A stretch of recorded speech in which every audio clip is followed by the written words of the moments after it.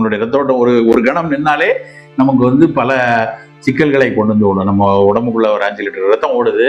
அது வந்து ரொம்ப குட்டி குட்டியான மைக்ரோ வெசல் அப்படிம்பாங்க. நம்மளுடைய சிறுநீரகத்துக்குள்ள கிட்டத்தட்ட 10 லட்சம் ஃபில்டர் இருக்கு.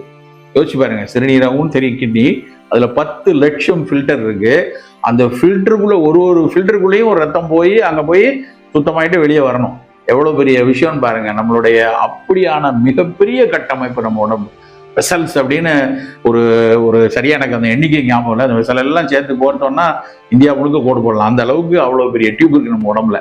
அவ்வளவு வெசல்ஸ் இருக்கு. அதுக்குள்ள ரத்தம் போய்கிட்டு இருக்கு. அந்த ரத்தத்தை சரியாக வைத்துக் கொள்ளணும். ரத்தம் அப்படிங்கிறது பல பொருட்களுடைய கூட்டு இருக்கு. புரதம் நல்லா இருக்கணும், இரும்பு சத்து நல்லா இருக்கணும், நம்முடைய உடல் எதிர்பார்த்தக்கூடிய எல்லா அணுக்களும் அதுக்குள்ளதான் இருக்கு. வெள்ளணுக்கள் இருக்கு, காம்ப்ளிமெண்ட் ஃபேக்டர்ஸ் இருக்கு, நிறைய விஷயம் இருக்கு.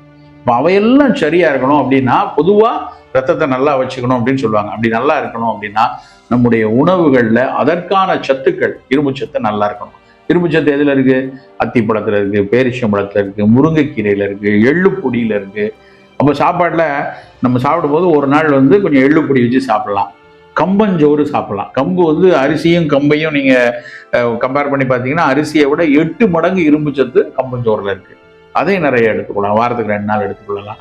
இந்த அத்திப்பழமோ இல்லைன்னா வந்து காஞ்ச திராட்சையோ பேரிச்சையோ அதை எடுத்துக்கொள்ளலாம். இவற்றையெல்லாம் உணவுல எடுத்துக்கொள்ளும் போது அந்த இரும்பு சத்து நல்லா உயர்வதற்கான சாத்தியம் இருக்கும்.